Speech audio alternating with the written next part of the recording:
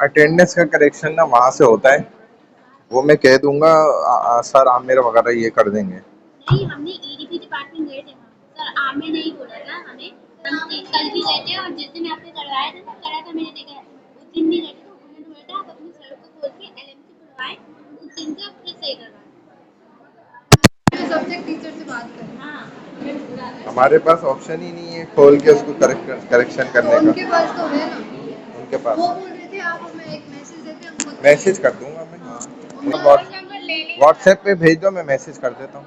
WhatsApp पे मैंने आपको भेजा मैसेज। दोबारा भेजो, मैंने अगर आपने भेजा तो मैं भेज चुका हूँ। फिर मुझे जो स्टूडेंट भेजता है मैं फौरन भेज देता हूँ आगे। हाँ, लिखती हूँ मैं। एक साथ लिख के भेजो। आपको पता है पहले ना आपका ही नंबर है ना ये। आप भेजे तो दोबारा मैसेज करो तुम बस।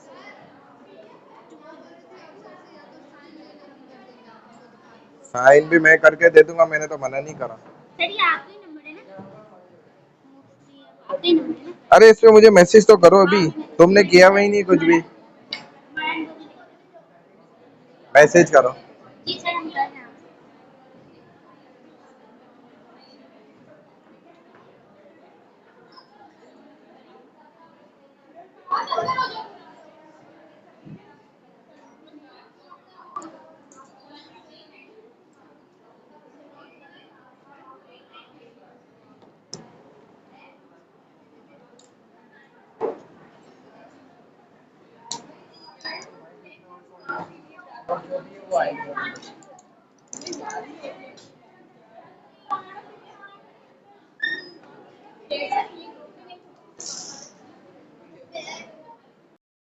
हाँ जी।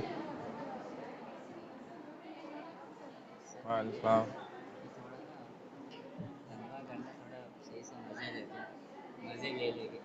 किस चीज के?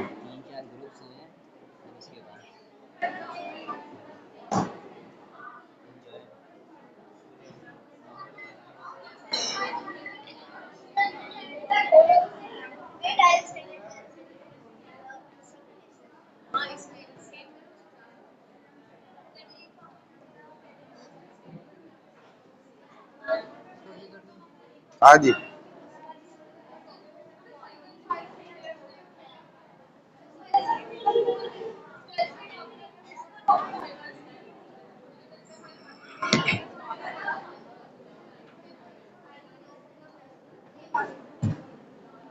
अच्छा, आज 6 क्लास है पीएचडी।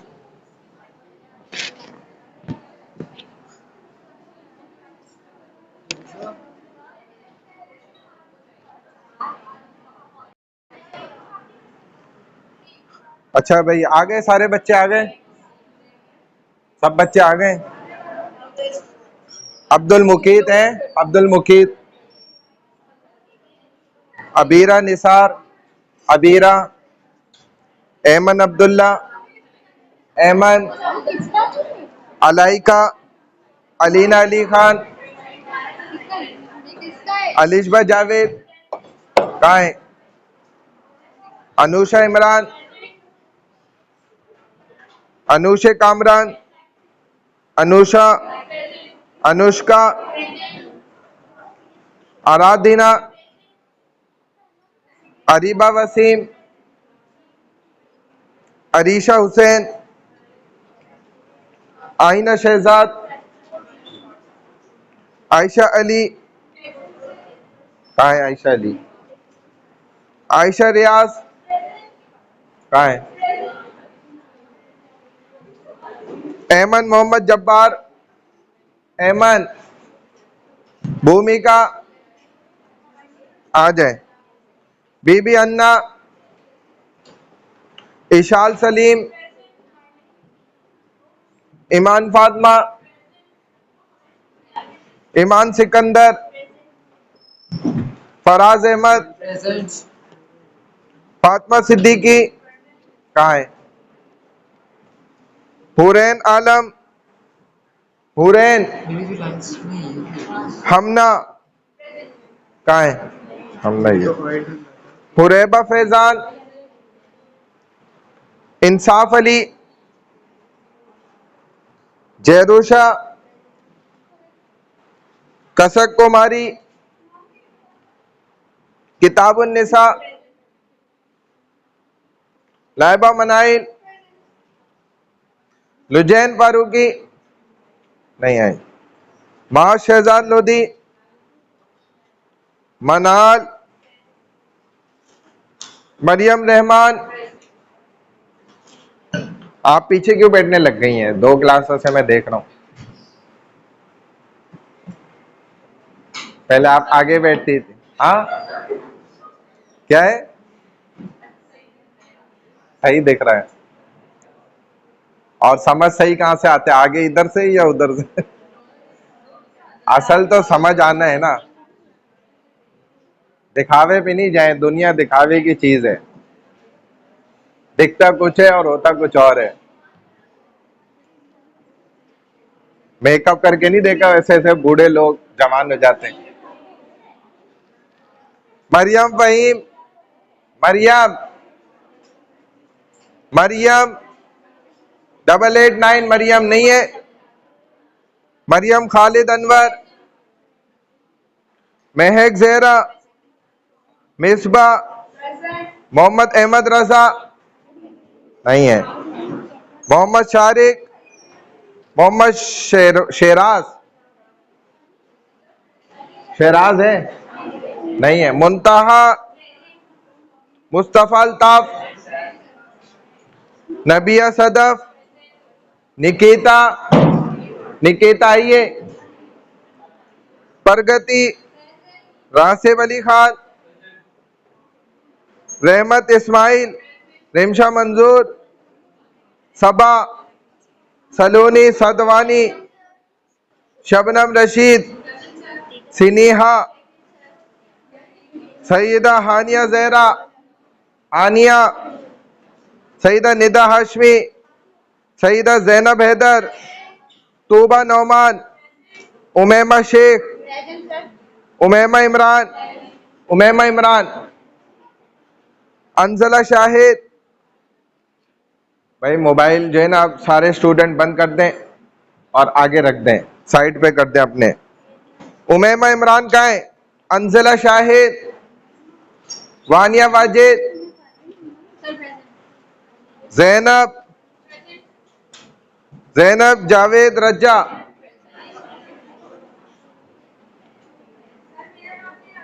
क्या नाम है? उर्वतुल जहरा आया तो था, नहीं आया। उर्वतुल जहरा है ना, मैंने लिया है।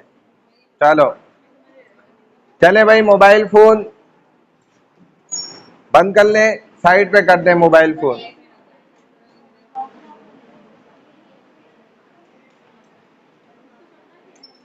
बाद में कर लिएगा जो भी आपको करना है। मोबाइल फोन साइड पे करें सारे स्टूडेंट।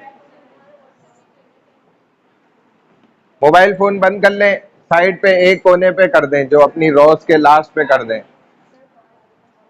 जाओ कॉल ले लो, क्लास छोड़ो, कोई बात नहीं, क्लास होती रहती है। जल्दी कर लो, साइड पे कर लो सारे मोबाइल अपने, कोने कोने पे कर दो। मोबाइल से सेल फोन स्विच ऑफ कर दो, साइड पे कर दो, वहां पे आगे जल्दी जल्दी कर दो। अब मैं अनाउंसमेंट नहीं करूंगा, अब माइनस करूंगा बस। वो कहाँ करूंगा मुझे खुद पता है। जल्दी जल्दी सेल फोन सब दूर कर दें, वो साइड पे रख दें बिल्कुल। जैसे यूं समझ लो मिड टर्म हो रहा है आपका, फाइनल एग्जाम हो रहा है। फाइनल एग्जाम में क्या करते हो? सेल फोन स्विच ऑफ करके दूर कर देते हो ना, वही प्रैक्टिस करो जल्दी से। मुझे नजर नहीं आ रहा कोई भी करता हुआ भाई। साइड पे इधर पास कर दो, बिल्कुल साइड पे। इस तरफ वाले उस तरफ पास कर दें, इस तरफ वाले इस तरफ कर लें, या इधर कर दें, एक साइड पे कर दें सारे, एक कोने पे कर दें, कॉर्नर पे। उस तरफ वाले उस कॉर्नर पे कर दें, इस कॉर्नर पे कर लें सारे, ठीक है?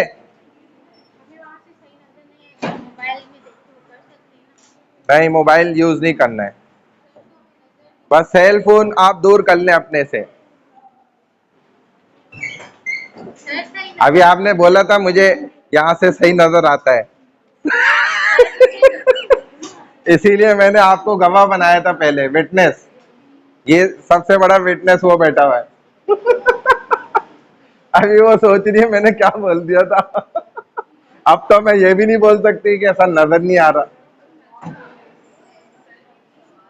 हाँ, प्रेजेंटेशन तो हम अभी थोड़ी देर में स्टार्ट करेंगे ना। और प्रेजेंटेशन के लिए मोबाइल तो जरूरी नहीं है। आप अपने पीपीटी पीपीटी जो बना लेते हैं, पीपीटी जो बनाते हैं वो वहां पे ओपन करेंगे ना, स्टूडेंट्स को दिखे ताकि। हाँ, फिर आपके चले पॉइंट्स हैं तो वो कोई इशू नहीं है, देख लें, कोई मसला नहीं। हाँ भाई, सबका मोबाइल हट गया, अपने पास से दूर हो गया। हाँ, किसी का रह तो नहीं गया, तो मेरी जगह पे आ जाओ। हाँ जी, सबका हो गया, मसला हल हो गया सबका। अभी भी कुछ स्टूडेंट का मैं मोबाइल देख रहा हूं हाथ में है।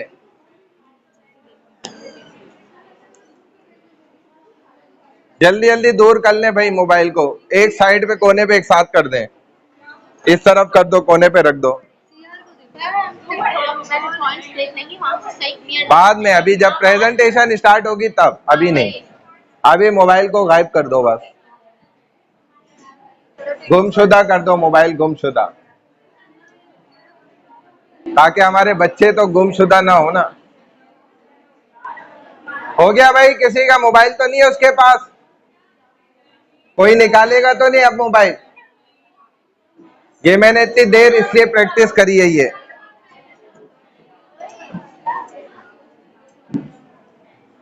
और किसी का मोबाइल नजर ना है भाई हमें।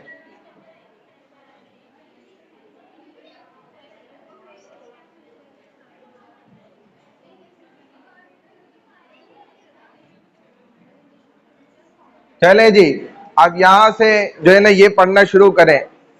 पॉइंट ए पढ़ें जोर से, आवाज से। वो मसला नहीं है, कितनी एब्सेंट्स है आपकी? तो एक क्लास में 2 लगती है ना, तो दोनों में ही है। टोटल कितनी एब्सेंट्स हैं ये बताओ। दो से क्या होता है कुछ? नहीं है, हमने क्लास पूरी ली है। कुछ नहीं होता, मैं आगे कंपनसेट कर दूंगा जो क्लास नहीं लोगी। नहीं सर, हम जो रजिस्ट्री नहीं करेंगे आगे। नहीं करोगे तो ये तो अच्छी बात है, फिर तो मैं लाजमी सही कराऊंगा। अगर मिस ही नहीं करोगे क्लास तो फिर आप अच्छे बच्चों में आ जाओगे ना। सर आप तो सही करवा दें। वो तो हो जाएगा, कोई आपको मना थोड़ी कर रहा है सही कराने से, हो जाएगा, बेफिक्र रहो, हो जाएगा वो, तुम देखना। तुम्हें कोई किसी चीज़ से नहीं रोकेगा, ना कोई इससे नंबरों का फर्क पड़ेगा। तो मैं तो मान रहा हूँ इस बात को, मैं मना थोड़ी कर रहा हूँ।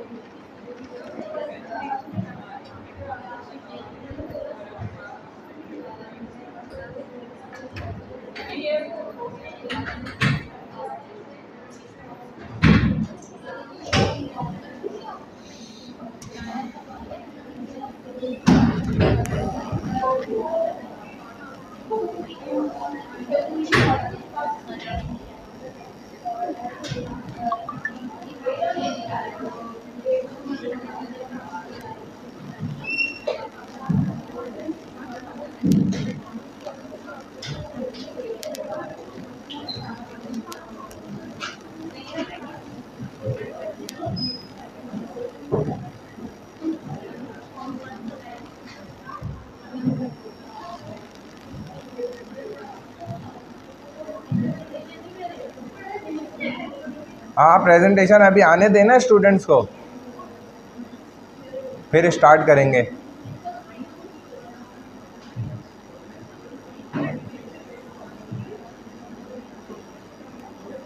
आने दें स्टूडेंट्स को ना।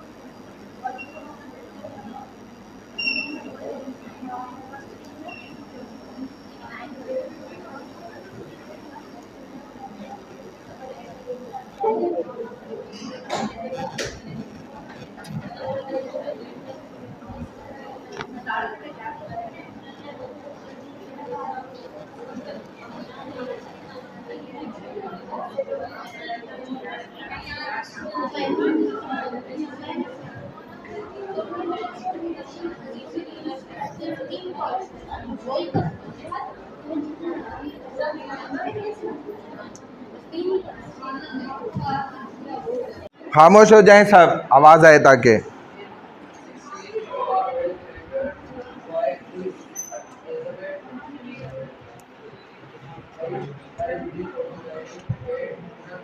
इनके साथ वाले पढ़े जोर से, लोधी भाई।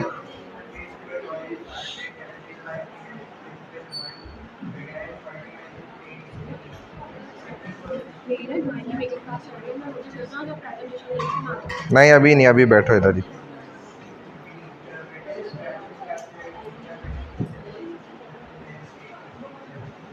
इनके साथ वाली पढ़े जोर से।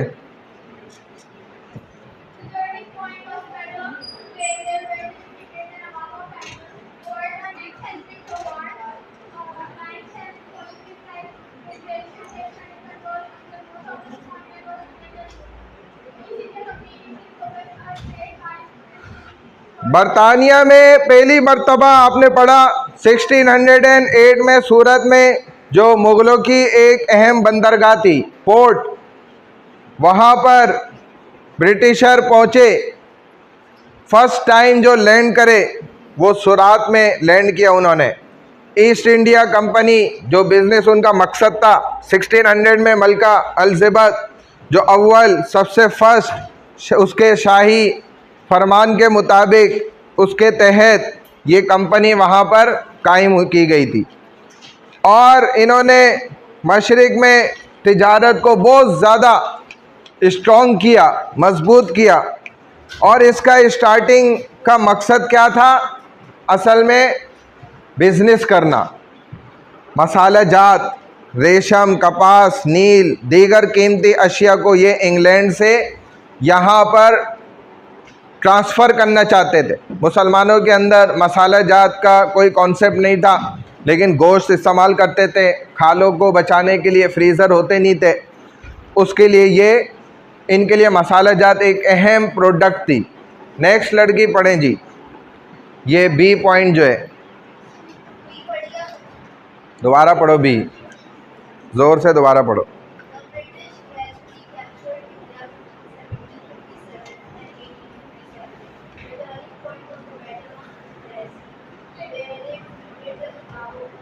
देखो, बरतानियों ने 1757 से 1857 के दरमियान कंटिन्यूसली हिंदुस्तान पर कब्ज़ा किया है।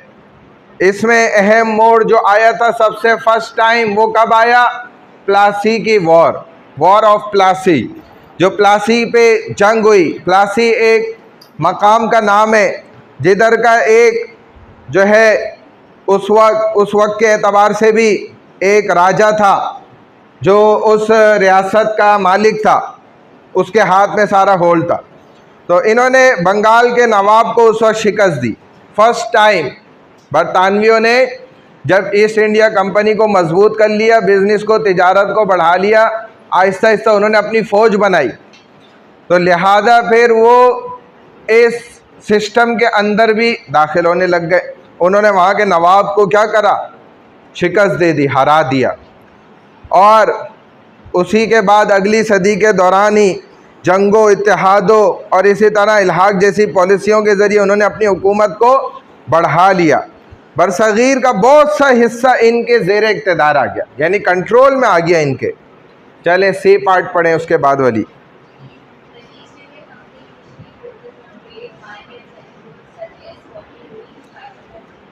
ईस्ट इंडिया कंपनी ने स्टार्टिंग में जो है ना बिजनेस पर, तिजारत पर ही जोर दिया, लेकिन जैसे कपास, चाय, मसाला जात, रेशम, इसकी ख़रीदो फरोख्त, सेल परचेज़ की, वक्त के साथ साथ ये एक सियासी ताकत बन गए। कहाँ जा रही हो भाई? जल्दी आओ, जल्दी आओ। एक ताकतवर सियासी जमात की सूरत इन्होंने इख्तियार कर ली और इन्होंने अपनी एक फ़ौज बना ली। आहिस्ता आहिस्ता टैक्स वसूल करना शुरू कर दिया, साथ ही उसके इंसाफ का निज़ाम चलाना शुरू किया। बहुत से इलाकों पर इन्होंने अपनी हुकूमत शुरू कर ली। प्रैक्टिकली एक रियासत का किरदार इन्होंने गोया अपना लिया। हालांकि बिजनेस पॉइंट ऑफ व्यू से ईस्ट इंडिया कंपनी स्टार्ट की, लेकिन ट्रेडिंग के साथ साथ इन्होंने अपने बिजनेस को बहुत ज़्यादा बढ़ा लिया। बात समझ आ रही है स्टूडेंट्स मेरी? कोई बात यहाँ तक सी पॉइंट तक नहीं समझ आई तो पूछो। ये मैंने दोबारा आपको रिपीट बता रहा हूँ, ठीक है? आगे आ जाओ। अब पॉइंट डी पढ़े कोई स्टूडेंट, यहाँ से पढ़ लें आप।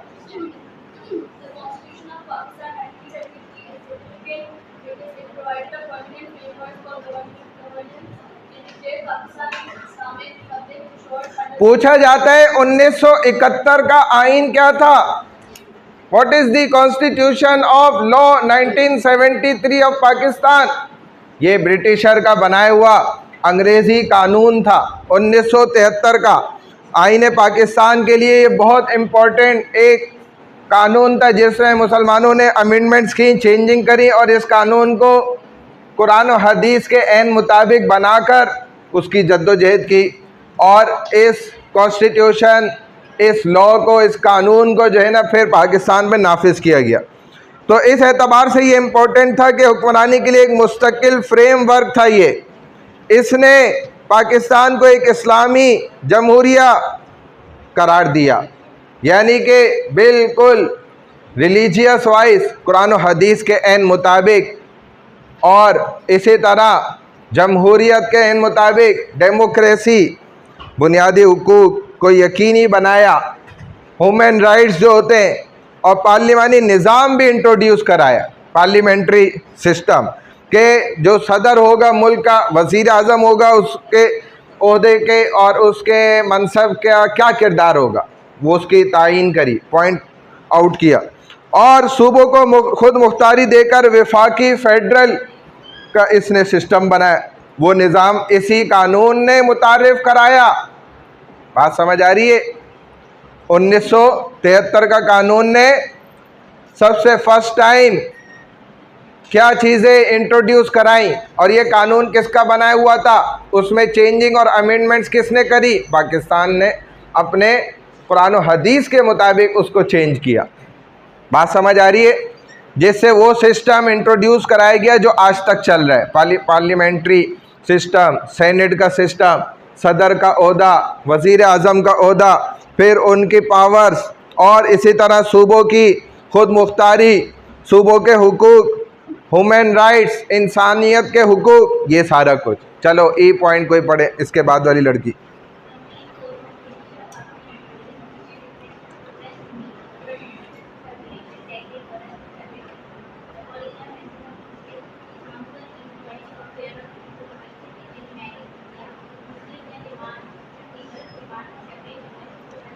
कहते two nation theory. What is two nation theory? दो कौमी नज़रिया और सेपरेट नेशन, इसकी ज़रूरत क्यों पेश आई थी दो कौमी नज़रिए की? तो उसके लिए जो मेजर पॉइंट है वो यहाँ आपको बताया जा रहा है। क्या था पॉइंट ई के अंदर?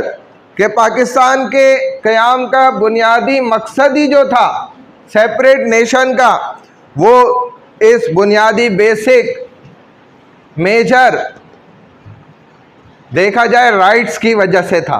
वो क्या था? हिंदू और मुसलमान ये बिल्कुल अलग नज़रियाती कौमें थी, religious wise, socially wise, economically wise, इसी तरह पॉलिटिकली वाइज, सकाफ़त, रिवायत और तमाम ज़िंदगी गुजारने के नज़रिए के एतबार से बिल्कुल मुसलमान हिंदुओं से सेपरेट नेशन थे। बात समझ आ रही है यहाँ तक? और मुसलमान ये चाहते थे कि हम अपनी सियासत खुद करें और हम अपने हुकूक का तहफ़्फ़ुज़ खुद करें। इसी वजह से टू नेशन थ्योरी का एक आइडिया जो है वो पैदा हुआ, और उसके लिए उलमा ने भी बड़ी मेहनत करी, उनका मुस्लिम रहनुमाओं का भी इसमें बड़ा अमल दखल है, बहुत बड़ा गहरा रोल है कि उन्होंने मुसलमानों को अपनी शनाख्त के लिए जगाया, ताकि मुसलमान जो है वो इसमें एक बेहतरीन रोल अदा कर सकें, अपने जितने भी उनके हुकूक हैं उनके तहफ़्फ़ुज़ के लिए। क्योंकि उस वक्त 1973 का जो करारदाद पाकिस्तान भी था ना, उसमें भी मुसलमानों को हिंदुओं की तरफ से जो एतराज़ात किए गए थे उसमें ये पॉइंट भी था कि आप जो है सियासत को जोड़ रहे हैं मज़हब के साथ, जो कि गलत है। ये हिंदुओं की जानिब से एक एतराज़ जो बहुत सारे किए गए थे, उसमें एक एतराज़ ऑब्जेक्शन ये भी था, हालांकि ये ऑब्जेक्शन वैलिड नहीं था। उसकी वजह क्या है कि भाई इस्लाम तो सियासत के बग़ैर है ही नहीं, और सियासत इस्लाम के बग़ैर ही नहीं है, क्योंकि रसूलुल्लाह सल्लल्लाहु अलैहि वसल्लम ने दुनिया की सबसे बड़ी ताकतों को कैसे तोड़ा? सिर्फ इस्लाम की बुनियाद पे तोड़ दिया, सियासत करके तोड़ा, सियासत की बुनियाद पे। और जंगें ऐसे नहीं हो जाती, जब सियासी नुक्ते नज़र चेंज हो जाता है, पॉइंट ऑफ व्यू बिल्कुल बदल जाता है, मुखालिफ हो जाता है, फिर जंगें होती हैं। और आप अगर ये समझेंगे जंगें जी वो सिर्फ मजहबी वजूहात की वजह से हो जाती हैं, दुनियावी कोई वजह नहीं होती, तो ऐसा नहीं है। आज भी आपको दुनिया में जितनी जंगें नज़र आ रही हैं, इस सब के पीछे कोई दीन मजहब नहीं है। इस सब के पीछे क्या है? दुनिया के अगराज मकासिद हैं, दुनियावी चीज़ें हैं। यानी कि अगर यूँ भी कहा जाए तो गलत नहीं होगा कि पॉलिटिकली पॉइंट ऑफ व्यूज़ हैं। हर कोई दुनिया की लालच के पीछे ये लड़ाई करता है, कभी भी बग़ैर लालच ग्रीड के जो है ना, ये लड़ाइयाँ नहीं होती। दीन के नाम पे कोई नहीं लड़ता। ये हमारे यहाँ एक सिर्फ फिल्मी कैरेक्टर्स बनाए गए हुए हैं जी, वो शिया, ये सुन्नी, वो बरेलवी, वो फलाना, तुम ये फलाने, तुम वो, तो ये जी लड़ाइयाँ, ऐसा कुछ भी नहीं है। बात समझ आ रही है? सिर्फ और सिर्फ लड़ाइयाँ असल क्या हैं? अपने मफादात की हैं, दुनिया की लालच की हैं, और इन सब चीज़ों की होती हैं। बहरहाल आगे आ जाए, कौन सा पॉइंट है? एफ। जाए जल्दी से बात करके आए। हाँ जी, Mughal Emperor Jahangir issued a Farman royal order allowing billion Afghans to establish a factory at Surat. This was highly significant because it granted fugitives of circumstances to trade in Mughal India, strengthening their position and laying. F पढ़ा है। अच्छा,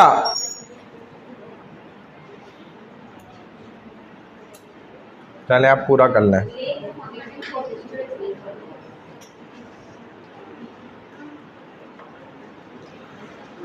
अच्छा, मुग़ल शहनशाह कौन सा था?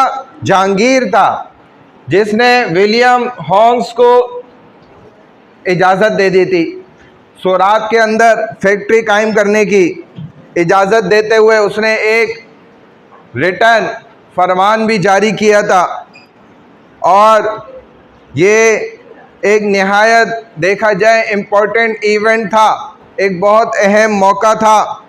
किस एतबार से? क्योंकि इससे बरतानवियों को मुग़ल हिंदुस्तान में बिज़नेस तिजारत की सरकारी इजाज़त मिल गई थी, सरकारी मोहर के साथ उनको यहाँ पर बिज़नेस करने की परमिशन हासिल हुई, जिससे उनकी पोजीशन बहुत ज़्यादा मजबूत हुई, और इन फ्यूचर उनको अपनी जो बुनियादें थी वो और मजबूत करने का मौका मिल गया।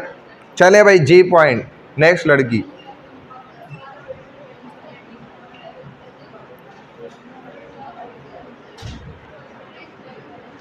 एटीन 1857 से पहले जो ये जंग हुई आज़ादी की, उसके बाद जो है ना, मुसलमानों पर ही असल इल्ज़ाम लगाया गया बरतानवियों की तरफ से भी, कि इस बगावत का इल्ज़ाम मुसलमानों के ऊपर लगता है। हालांकि उसमें हिंदू भी बहुत से शामिल थे, लेकिन चूँकि ऐसा ही किया जाता था, आदत ही यही थी कि मुसलमानों के ऊपर हर लड़ाई का इल्ज़ाम डाल दिया जाता था, जिसके नतीजे में सख्त सज़ाएँ, फांसियाँ, जायदादों का ज़ब्त करना, इसी तरह सियासी इख्तियार का ख़ात्मा और सरकारी मुलाजमतों से महरूमी हुई मुसलमानों को बहुत ज़्यादा, और इससे उनके माशरे में ज़िंदगी गुजारना और अपने तौर तरीक़ों के मुताबिक ज़िंदगी गुजारना, माशरे के अंदर स्ट्रॉन्ग होना, ये सब चीज़ों से मुसलमान क्या हो गए?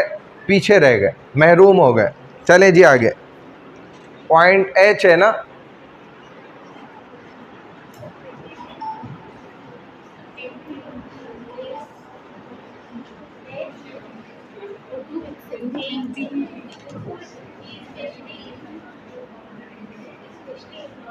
However, the efforts failed due to strong opposition from Muslims who considered Urdu a key part of their identity.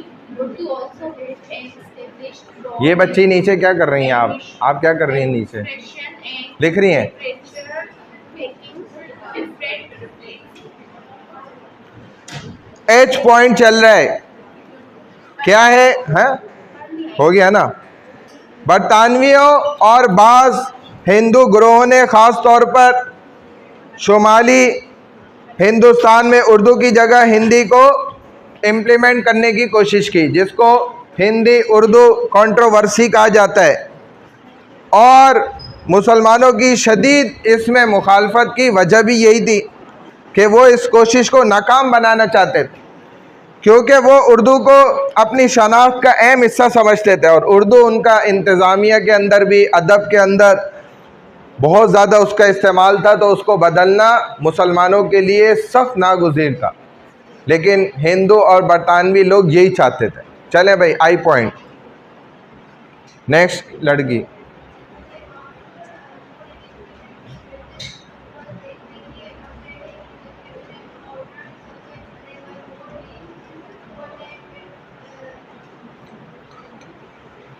Britisher के एरा के अंदर ज़माने में जो हिंदू थे ये अंग्रेज़ी तालीम को हासिल करने में कोई हिचकिचाहट नहीं रखते थे, ये बहुत तेज़ी से आगे बढ़े। लिहाजा ये उनके कॉलेज, यूनिवर्सिटी और स्कूलों के अंदर पढ़ना ही ना शुरू किया और मुसलमान इन चीज़ों से दूर रहते थे। मुसलमानों ने इस आदत को नहीं अपनाया, लिहाजा यही बड़ी वजह बनी थी हिचकिचाहट मुसलमानों की अंग्रेज़ी तालीम से दूर रह जाने की। सबसे बुनियादी और बेसिक वजह यही बात बनी। चले लास्ट पॉइंट जे। आप क्या कर रही हैं नीचे? मोबाइल है या लिख रही हैं?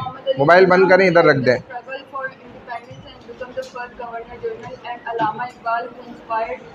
नेशनल हीरोज़ के अंदर आप जिन लोगों को काउंट करेंगे वो वही हैं जिन्होंने creation and development of separate nation Pakistan के अंदर अहम किरदार अदा किया, इम्पोर्टेंट रोल था उनका, उन्हीं को आप ऐड कर सकते हैं।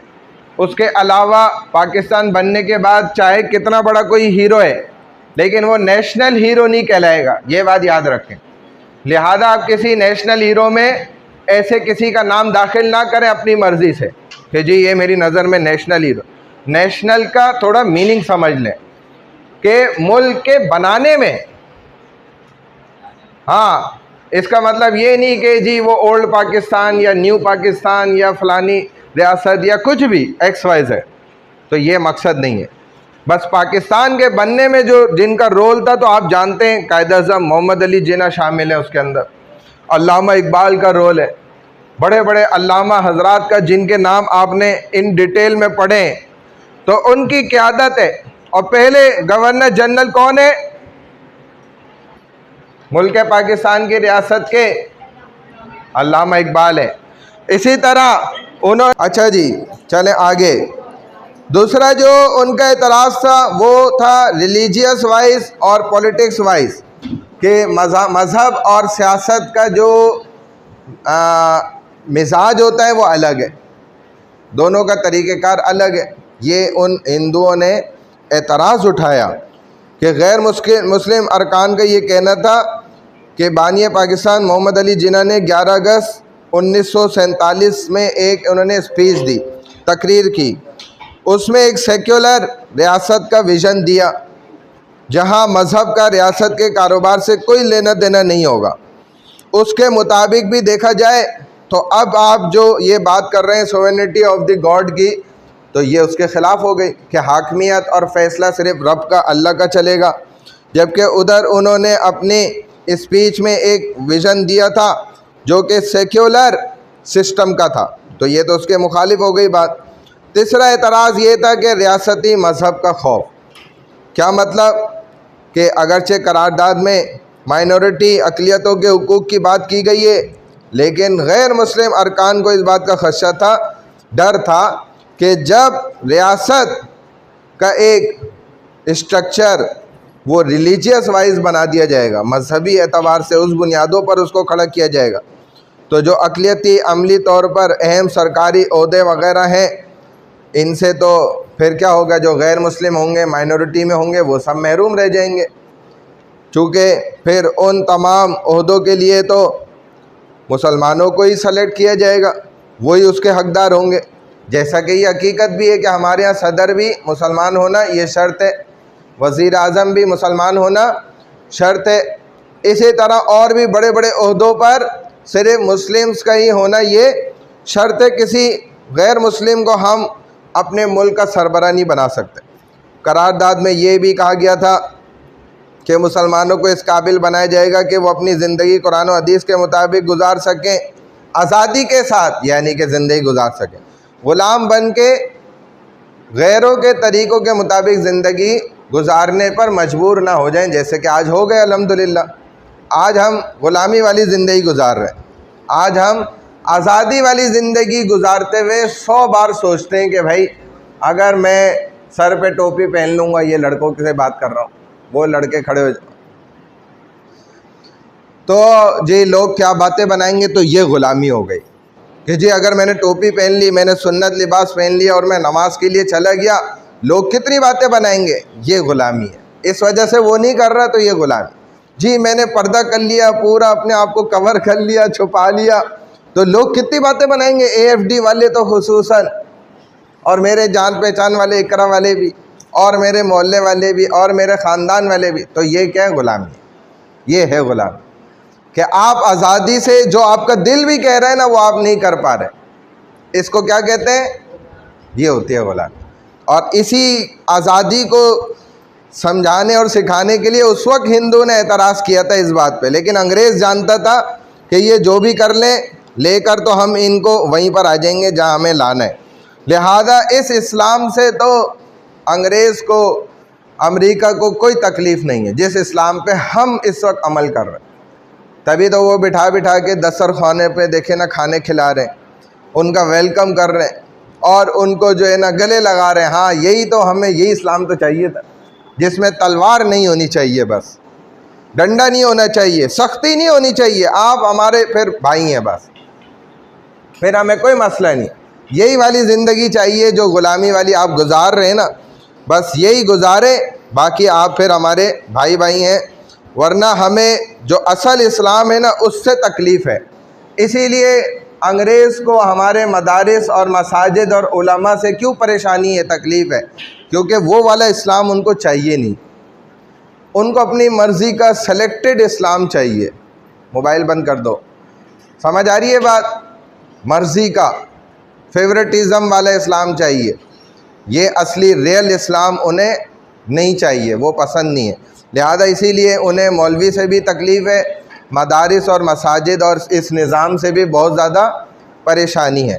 इन एतराज़ात के बावजूद असम्बली ने अक्सरियत राय से करारदाद मंजूर कर ली। तमाम 21 मुस्लिम अरकान ने इसके हक़ में वोट दिया, जबकि तमाम 10 अक़लियती अरकान ने इसकी मुखालफत की। यही वजह है कि इसे पाकिस्तान की तारीख़ में एक अहम लेकिन मुतनाज़ मोड़ भी समझा जाता है। चुनाचे देखें, 21 मुस्लिम अरकान थे, उन सब ने इन तमाम पॉइंट्स पर इस करारदाद पे जो है ना वोट दिया, उसके हक़ में वोट दिया। चुनाचे ये करारदाद क्या हो गई, पास हो गई। और मुसलमानों का उस वक्त तो भला हो गया था, लेकिन मुसलमानों ने खुद अपना भला नहीं होने दिया, वो अलग मसला है। बात समझ आ गई? यहाँ तक नहीं आई तो पूछ लो भाई फिर। अच्छा, ये तो हमारे सामने आ गया इन डिटेल में। अब बस थोड़ा सा ये है, इसको देख लो, कॉन्स्टिट्यूशन ऑफ पाकिस्तान 1973। ये क्या था, इसको पढ़ लो। ये किसी की प्रेजेंटेशन में भी उसको टॉपिक मिला हुआ है, शायद किसी ने सेलेक्ट किया था। चलें, नेक्स्ट लड़की किसका नंबर था? कॉन्स्टिट्यूशन ऑफ पाकिस्तान, ये पढ़ लो भाई। यहाँ से अभी किसने रीड किया था? हाँ, आपने पढ़ा था, आपने। चलें, आप थोड़ा सा पढ़ लें। ये ऊपर वाला पैराग्राफ पढ़ लें बस।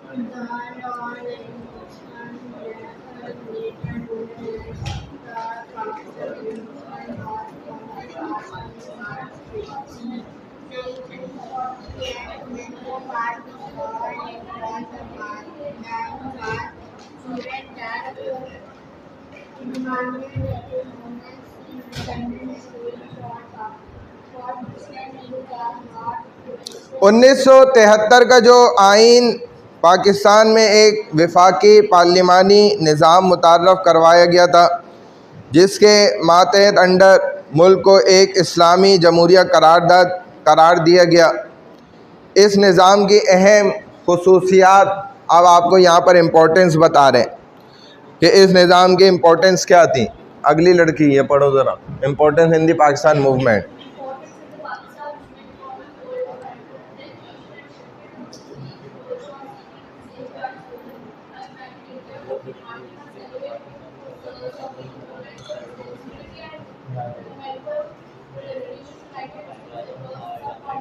इस्लामिक रिपब्लिक ऑफ पाकिस्तान का पार्लियामेंट्री सिस्टम यहाँ पे मुतारफ़ कराया गया। उसके इम्पोर्टेंट पॉइंट्स आपको बताए जा रहे हैं। वो यही थे कि पार्लिमानी निज़ाम हुकूमत, मुल्क का सरबरा हुकूमत का जो होगा वो वज़ीर आज़म होगा, जिसके पास तमाम इंतज़ामी इख्तियारात होंगे, जबकि सदर सिर्फ रियासत का अलामती सरबरा होगा। इसी तरह दो ईवानी मुकन्ना होगा सिस्टम, जिसको आप कहते हैं कि एक बालाई ईवान होता है और एक ज़ेरी ईवान होता है। इसमें एक मजलिस शूरा होगी जो कि तमाम जितने भी कवानीन बन रहे होंगे या शिक़े पॉइंट्स जो हैं वो पेश किए जा रहे होंगे कानून बनने के लिए, उनको रिलीजियस वाइज कुरान और हदीस के ऐन मुताबिक छानबीन करना उस मजलिस शूरा की ज़िम्मेदारी होगी।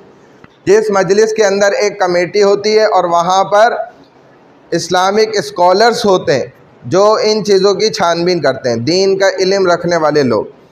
तो पार्लियामेंट जो होगी वो दो ईवानों पर मुश्तमिल होगी, जिसके पास तमाम इंतज़ामी इख्तियारात होंगे, और ईवान ज़री जो होगी यानी कि जो कौमी असम्बली हमारी होती है, नेशनल असेंबली जिसको कहा जाता है, जिसका इंतखाब आबादी की बुनियाद पर होता है, और ईवान बाला यानी कि सेनेट जिसको आप कहते हैं, जहां तमाम सूबों को बराबर की नुमाइंदगी हासिल होती है।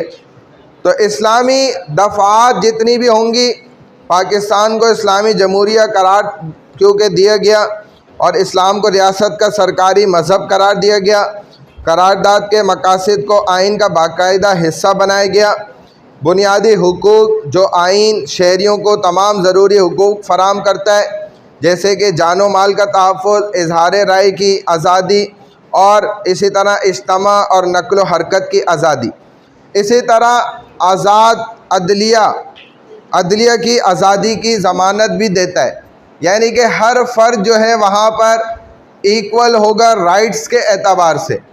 लेकिन इस इक्वलिटी से बाज़ दफ़ा हमारे यहाँ खुसूसन बच्चियाँ जो है ना, इस गलत पॉइंट ऑफ व्यू में चली जाती हैं। वो कहती हैं कि शायद मर्द और औरत भी इक्वल है, जो कि कुरान के ख़ुद ऐन ख़िलाफ़ है, क्योंकि कुरान ने ख़ुद ही मर्द को सुपीरियर करार दिया है और इसमें औरत का ही फ़ायदा है। अर्रिजालु क़व्वामून अलन निसा, तो ये वही कानून, कुरान के कानून के ऐन मुताबिक ही ये बात यहाँ पर तस्लीम की गई कि सुपीरियरिटी तो उसी को मिलेगी और औरत के उसी के अंदर ज़्यादा हुकूक होंगे, क्योंकि जब औरत उससे हक के अंदर, बराबरी के अंदर नीचे होगी तो उसे ज़्यादा तहफ़्फ़ुज़ात मिल जाएंगे, और अगर बराबर कर दी जाएगी या ऊपर कर दी जाएगी तो उसके ऑटोमेटिकली तहफ़्फ़ुज़ात कम हो जाएंगे, उसके हुकूक कम हो जाएंगे। हम जहन में क्या समझते हैं कि जो बराबरी में आ जाएगा या ऊपर चला जाएगा उसके हुकूक बढ़ जाएंगे। ऐसा कोई कानून नहीं है, ना दुनिया का ऐसा कोई कानून है और ना ही दीन का ऐसा कोई कानून है, बल्कि इधर कानून उलट है, क्योंकि अल्लाह ने इंसान को बनाया, अल्लाह इंसान की शहरत को जानते हैं। तो जब अगर आप ये कहेंगे ना मर्द औरत शाना बशाना, शाना बशाना कहते हैं ना इसको, कंधे को, एक साथ जब चलेंगे, तो जी ये क्या होगा अब क्या होगा इनके साथ, इनके हुकूक ज़्यादा हो जाएंगे, हालांकि ऐसा नहीं। अल्लाह ने क्या बोला भाई, अर्रिजालु क़व्वामून अलन निसा, उनके मर्द औरत के एतबार से देखा जाएगा तो वो ऊपर है, औरत नीचे। अब ये नीचे आने की वजह से इसके हुकूक बढ़ गए, क्योंकि अब इसकी जिम्मेदारी अल्लाह ने बढ़ा दी कि आपने ही सारी मैनेजमेंट देखनी है, उसका सिक्योरिटी भी आपने उसको देनी है, उसके सारे तहफ़्फ़ुज़ात का आपने ख्याल रखना है, हर चीज़ का, हत्ता कि सोर्स ऑफ इनकम भी औरत की ज़्यादा है। सर अब कुछ जो मर्द होते हैं, आप कह रहे हैं औरतों को उस चीज़ की वजह से फ़ायदा होता है, तो मुझे लगता है औरतों को उसकी वजह से नुकसान भी बहुत होता है। लाइक मर्द उस चीज़ को उल्टा लेते हैं, वो समझते हैं औरतें हमारी प्रॉपर्टी हैं, उनके साथ उनको गलत कोई treat एक नुकसान बताओ जो औरत को हुआ हो आज तक। सर बहुत सारे नुकसान हैं। सारे मर्द एक जैसे नहीं होते, कुछ डिफरेंट। और दूसरी बात सर, कुरान में ये भी लिखा है कि मर्द और औरत बराबर है। कहीं भी नहीं लिखा हुआ। और बात यह है कि औरत को कहीं भी कोई भी नुकसान नहीं है, चाहे मर्द अगर गलत भी है ना, तो ये उसके लिए अल्लाह ने रास्ता दिया हुआ है कि भाई अगर है तो जिस तरीके से आपने निकाह में करने में आपने सुकून से मामलात किए, तो सेपरेशन में भी सुकून से कर लें, उसमें क्या ऐसी बात। और फिर हर कोई तो एक जैसा नहीं है, लेकिन फिर आप अगर ऐसा भी है कि भाई 5 जगहों पर शादी हो गई और हर जगह से ऐसे ही हो रहा है, तो फिर साबित होगा कि आप में ही कुछ है मसला। ये भी फिर चीज़ है, उसे भी देखें। तो हर जगह हर जैसा कोई नहीं है, एक जैसा ही। लेकिन हम बात कर रहे हैं राइट्स की, तो राइट्स जो है ना, वो जब ऐसे होगा ना, औरत इधर होगी मर्द इधर, तो इसको ज़्यादा राइट्स मिलेंगे, सोर्स ऑफ इनकम भी औरत की ज़्यादा होगी, हर एतबार से इसको प्रोटेक्शन मिलेगी। वरना मर्द क्या कहेगा कि भाई इक्वलिटी है, तो ठीक है जी, बराबरी का मतलब है कि अब आपकी जो भी पार्टी होगी, कुछ भी होगा ना, सारे आधे तोहफे मेरे, मेरी होगी तो मेरे आधे आपके। इसमें अब औरत को लग पता चल जाएगा, क्योंकि इसकी चीज़ें ज़्यादा होती हैं, इसकी कम होती हैं। फिर जब टायर पंचर होगा, वो कहेगा भाई पिछली बार मैंने लगाया था, अब आप लगाएं। पिछली बार मैंने भारी सामान उठाया था, अब आप उठाएं। पिछला पूरा महीना मैं कमाने गया था, अब आप जाएं, शाबाश चलें। तो ये तकलीफ़ है औरत को, अल्लाह ने जिस काम के लिए नहीं बनाया ना, वो भी उसको करने पड़ जाएंगे बेचारी। तो ये तहफ़्फ़ुज़ इसका इस सुकून के अंदर है। अल्लाह ने जिस चीज़ को जिधर के लिए बनाया है, वो वहीं पर बेहतर है, सबसे अच्छे वहीं पर है। अगर वो अपनी जगह से हटेंगे तो फिर मसला होगा, चाहे वो मर्द ही क्यों ना। अगर ये घर में बैठ जाएगा तो क्या ये अच्छी बात हो जाएगी? गलत है। मैं इस तरफ से भी बात कर रहा हूँ, उस तरफ से भी, दोनों तरफ से। तो ये इक्वलिटी कुरान ने खुद वाज़े, कुरान ने बताया कि अर्रिजालु क़व्वामून अलन निसा, औरतों से ऊपर अल्लाह ने मर्द का हक़ रखा है। हक़ रखा है, लेकिन उसको हुकूक दिए नहीं है औरत से ज़्यादा। ये देना अलग मसला है, और ज़िम्मेदारी ज़्यादा देना अलग बात होती है। तो कभी भी ऊपर हो जाने से आपके हुकूक बढ़ नहीं जाएंगे, ये जहन से निकाल दें कि जी मैं शाना बशाना आ जाऊं और मैं ऊपर चली जाऊंगी तो मेरे हक़ बढ़ जाएंगे। आपके हुकूक पहले ही ज़्यादा हैं, इसके बेचारे के ऊपर होने के बावजूद आपके हुकूक ज़्यादा है।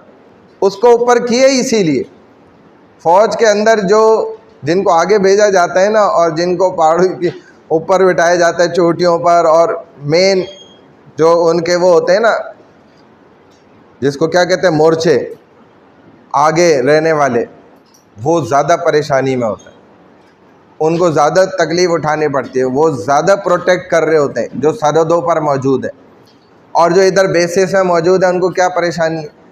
वो तो सुकून से बैठे हैं, उनको पता है कहीं से कोई गोला नहीं आना, कोई फायर नहीं आना, कुछ नहीं आना। लेकिन जो आगे बैठे हुए हैं, तो मर्द को अल्लाह ने इसीलिए तो आगे रखा है। लेकिन हमारे यहाँ ज़माना उलट हो गया, ख़वातीन बेचारी ड्राइविंग कर रही हैं, साथ में शौहर मियाँ साहब बैठे हुए हैं सुकून से। खातून बेचारी जाके दुकान से सौदा सलफ ख़रीद रही है, गैर महरम मर्द से बात कर रही है, और ये नवाब साहब बैठे हुए हैं सुकून से। तो गलत है ना, उसने अपने हस्बैंड को सही क्यों नहीं बनाया? ये उसकी जिम्मेदारी, उसको सही करे कि भाई ये आपकी जिम्मेदारी है, आप जाके डील करें। आप बीवी भी तो एक माँ का रोल अदा कर रही होती है, तो वो समझाए ना उसको कि भाई ये आपकी जिम्मेदारी। समझना चाहिए, जो सही बंदा है उसको तो समझना चाहिए ये बातों को। जो नहीं समझ रहा तो गलत है, इस जो गलत है उसको हम भी गलत बोलेंगे, जो सही है हम उसको सही कहेंगे, यही है। मर्दों की साइड ले लेते हो। ये आपको लग रहा है जबकि मैं ख़वातीन की साइड ज़्यादा ले रहा हूँ, क्योंकि आप समझ रहे हैं कि ज़्यादा काम करने में, ज़्यादा मेहनत करने में, और जो काम मेरे ज़िम्मे नहीं है वो भी पूरे करने में मुझे ज़्यादा आसानी, हालांकि ऐसा वो तो हाँ बिल्कुल कर रही है, लेकिन इधर भी करे, उसकी तरबियत भी करे। अगर वो मर्दों से डील नहीं करता,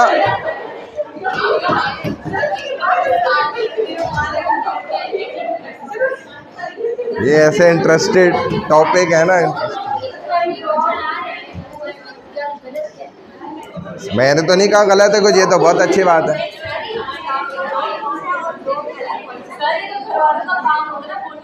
लड़की आई तुम सुधर जाओ, मैं सुधर जाओ, और ये इसका काम थोड़ी कि आप हम संभाल रहे हैं। एक दिन की शादी हो गई, 25 साल बिल्कुल करते नहीं जाए।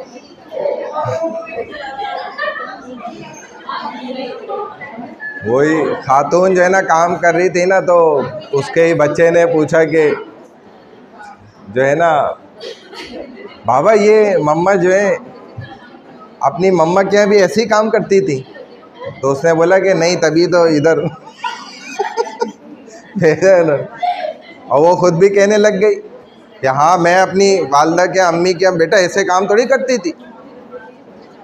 तो उसने बच्चे ने खुद बोला तभी आपको जो है ना दादी ने नानी ने जो है ना घर से निकाल दिया।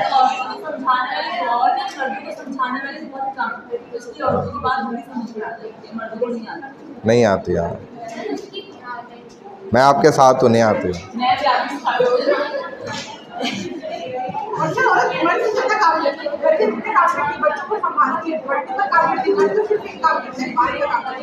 हाँ ये बात तो अपनी जगह। बहरहाल हज़रत उमर रज़ी अल्लाह तआला अन्हु से भी जब पूछा गया था तो उन्होंने यही फरमाया था। एक साहब जब शिकायत लेकर आए ना अपनी बीवी की, तो जब दरवाज़ा खटखटाया तो अंदर से ख़ुद लड़ाई की आवाज़ आ रही थी। हज़रत उमर के घर पे आए थे तो वो फ़ौरन भागे पे, तो हज़रत उमर निकल आए दरवाज़ा खोल के और उन्होंने आवाज़ दे के बुलाया, भाई वापस आ जाओ। तो उन्होंने पूछा आपका क्या मसला था, आप दरवाज़ा खटखटाया और भागने लग गए। तो कहा बस मेरा जो मसला था वो हल हो गया, क्योंकि अंदर से ख़ुद इनकी पड्डे की लड़ाई की आवाज़ आ रही थी। तो उन्होंने कहा नहीं आपका जो मसला था वो बताओ। तो इसने कहा मेरा मसला यही था जो आपका चल रहा है ना घर में, कि मेरी बीवी भी बात नहीं मानती और सुनती नहीं है और लड़ाई करती है, ये सब मसले। तो हज़रत उमर रज़ी अल्लाह तआला अन्हु ने यही समझाया था कि भाई देखें तो वो एक वक्त में कितने सारे काम कर रही है आपके, यानी कि आपके घर की वो चौकीदार भी बनी हुई है, शेफ़ भी वो बनी हुई है, सारे काम भी कर रही है, आपके माल दौलत की हिफाजत भी, सारा कुछ कर रही है। फिर थोड़ा सा अगर लड़ लेती है, ज़बान चलाती है, तो इतना मैं नहीं समझता कोई बुरी बात है, उसको बर्दाश्त कर लो, हज़रत उमर रज़ी अल्लाह तआला अन्हु ने फरमाया। तो अब बात हो रही है आज़ाद अदलिया की, यानी कि जस्टिस जो है ना ये भी हर एक के लिए इक्वल हो, बराबर हो, चाहे अमीर ज़्यादा है या गरीब ज़्यादा है, सब दोनों के लिए इसमें हुकूक राइट्स जो हैं वो इक्वल होने चाहिए। इसी तरह जो तहरीरी और उसी के साथ एक मुफस्सल तहरीरी दस्तावेज़ भी जिसमें तरमीम के पार्लियामेंट की 2/3 अक्सरियत लाजमी होती है, उसके एतबार से भी, यानी कि जिसको आप 1/3 या 2/3 ऐसे कहते हैं, 3 हिस्सों में से, बस अभी कर रहे हैं शुरू, तो उसके एतबार से भी क्या हुआ कि इसके अंदर मेजॉरिटी ने वोट दिया और ये कानून जो है वो पास हो गया। बात समझ आ गई यहाँ तक? चलें बस ये लास्ट पॉइंट है, उसके बाद हम देख लेते हैं प्रेजेंटेशन। The Lahore resolution. अच्छा लाहौर रेजोल्यूशन ये पढ़ा था, ये तो अभी पढ़ लिया ना आपने? हाँ ये हो गया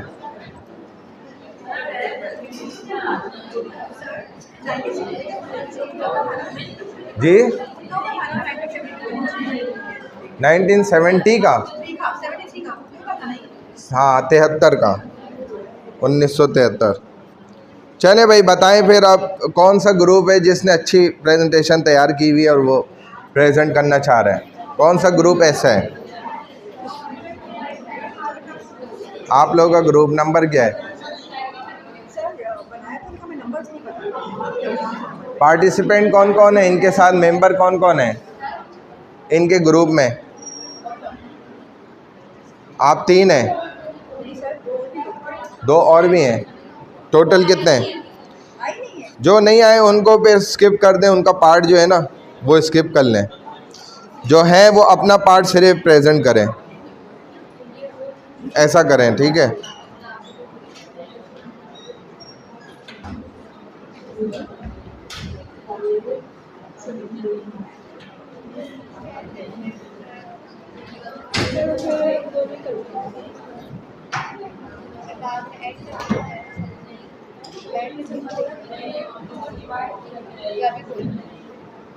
थर्सडे है ना ये आइडियोलॉजी थर्सडे?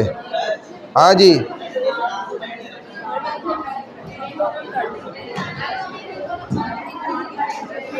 हाँ वहीं पे ओपन कर लो डायरेक्ट। 20 मार्क्स हैं। मैंने इंस्ट्रक्शंस में लिखा तो था ग्रुप पे।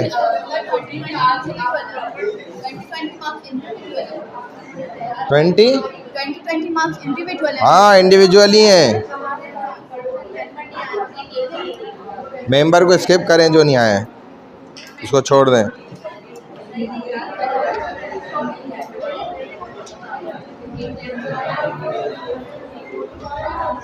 हाँ जी, ग्रुप नंबर क्या है? आप लोग आ जाओ, वही प्रेजेंटेशन ओपन कर लो अपनी पीपीटी जो है। हाँ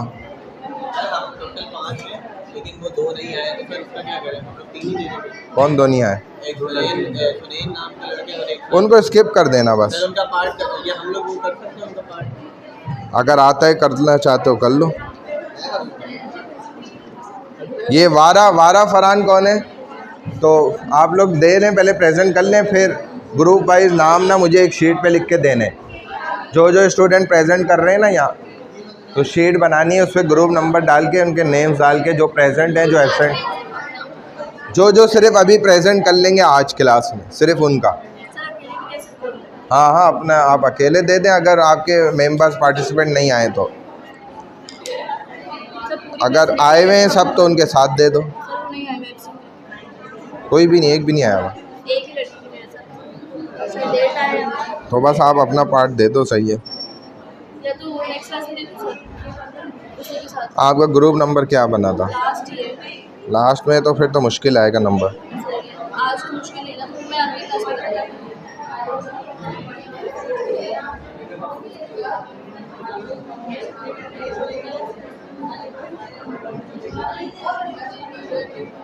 सर पीएचडी में भी मेरे साथ कोई है नहीं वैसे तो ग्रुप में भी, क्योंकि मैं पहले भी ऐड हुई थी तो उसमें लड़का था, उसने बोला अब हमारा ग्रुप बन गया और ये वर्ष फिर मुझे ग्रुप से निकाल, मतलब वो लोग ने अपना एक ग्रुप बना लिया तो मुझे रखा नहीं उसमें, तो उसमें भी मैं अकेले ही दे दूँ, कोई इशू तो नहीं सर। अपने पार्ट क्या मतलब? सर पीएचडी में मतलब एक ग्रुप बना था, मैंने बोला था मुझे भी ऐड कर दो क्योंकि मेरे पास और दोस्त नहीं है क्लास में, उन्होंने मुझे ऐड किया, उन्होंने मुझसे पॉइंट्स मांगे थे कि अपने ना पॉइंट्स दे दो, मैं आपको ना वो कर दूँगी, प्रेजेंटेशन बनानी है। तो मुझे थोड़ा लेट हो गया, मैंने उनको लिख के दे दिया था पॉइंट्स, तो उन्होंने बोला आपको लेट हो गया, हमने ग्रुप बना लिया, अब आप चले जाओ। ऐसा थोड़ी होता है, जब आपने मेहनत भी कर ली तो। लेकिन वो कह रहे तो मैं अकेले दे सकती हूँ ना सर। फिर आप अपना बना लें बस। हाँ अपना खुद दे दें। आ जाए, इनके बाकी मेंबर्स कहाँ हैं? आप लोग हैं? हाँ ना, साथ आ जाएं। और बाकी कौन है इनके साथ, वो भी आ जाएं, क्योंकि इनको स्लाइड्स वगैरह चलाने में अकेले तो तकलीफ़ परेशानी होगी ना, कोई इनके साथ मदद करे ना।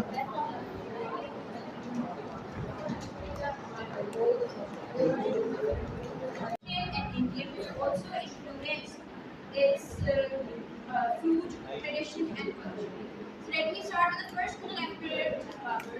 Babur mainly came from Central Asia, and he established the Mughal Empire in 1526 by fighting Ibrahim Lodi in the first battle of Panipat. Babur was a skilled general and a brave warrior. And he mainly focused during his period. He mainly focused on a strong administration. He was one of the founders simplified and made the foundation of the empire. Moving on to the second world leader, that is Humayun. He was the second son of Babur. And Humayun, 1513, after 10 years, he was dethroned by some conspiracies and challenges faced by his other stepbrothers. Humayun, after 10 years of his throne, he was then exiled. In exile, in his period of exile, he gained back his power and came back to throne in 1555. And both of the challenges of his stepbrothers and even though Humayun was a good political leader, but he lacked his speed, his power, and he lacked administration control. He was not such a good ministry leader. Now I would like to call Aisha for the next.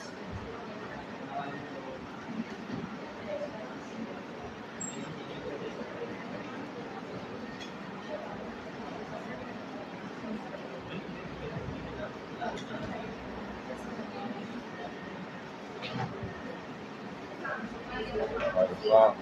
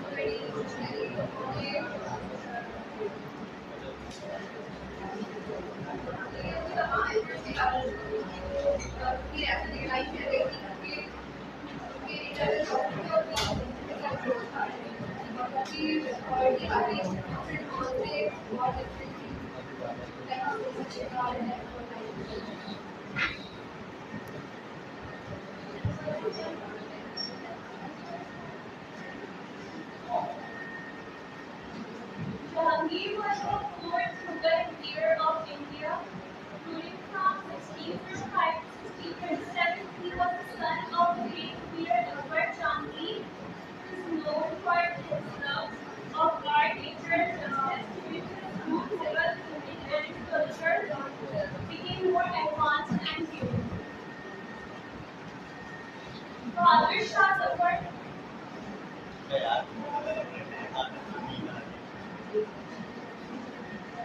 Bahadur Shah Zafar was the last Mughal leader of India. His name was Mirza Abu Bakr, and he ruled from 1837 to 1857. He was also a famous poet who wrote beautiful Urdu poetry. After the War of Independence in 1857, he was exiled by the British England. And that's it.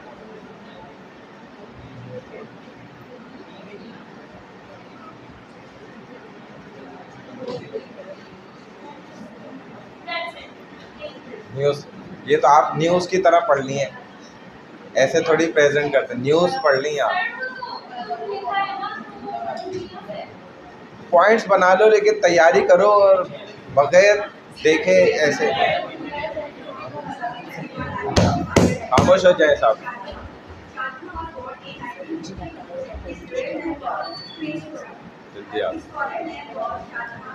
जल्दी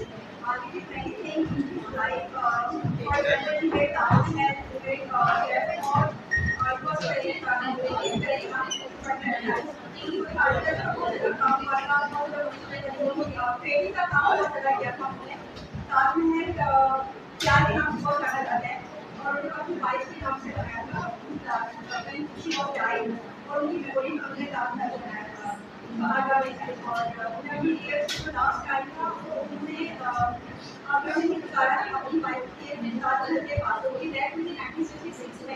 और उस पर best team से क्योंकि बहुत सारे काम training पे बहुत काम किया तो हमने आर्टिकल पर काम किया था फर्दर मशीन बनाई थी क्योंकि नेशन के अंदर इंडस्ट्री जो वो स्ट्रांग हुआ बहुत ज़्यादा रिच हुआ था और जल्दी आ था वो 1628 से लेकर 1658 तक सही है, माशाल्लाह।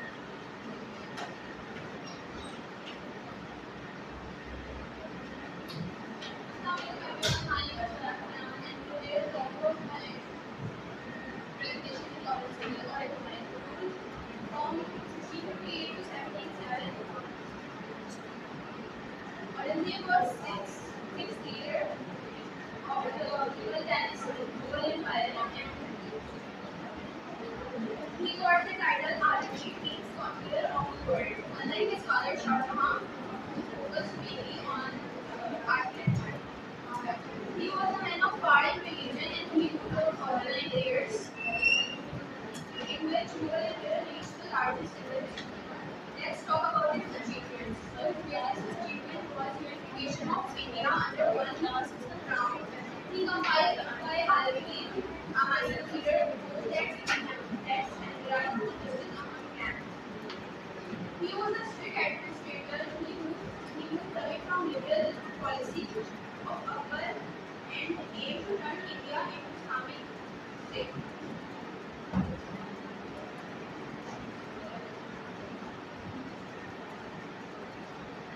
Thank you so much. हो गई सब, पांचों ने माशाल्लाह प्रेजेंट कर लिया। कोई सवाल जवाब इनसे करने किसी ने भाई? नहीं करना?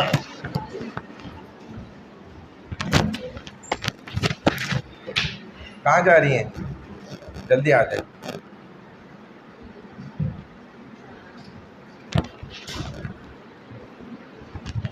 अच्छा, इसमें थोड़ा सा ऐसा है ना कि जो प्रेजेंटेशन है ना वो आपको पता है 20 मार्क्स की है, और 20 मार्क्स तो इतनी आसानी से मोबाइल बंद कर दें ज़रा। 20 मार्क्स इतनी आसानी से तो ऐसे देखकर न्यूज़ पढ़ने पे तो नहीं मिलेंगे ना, क्या ख्याल है भाई? मैं कुछ कह रहा हूँ, ज़रा से इधर सुन लें,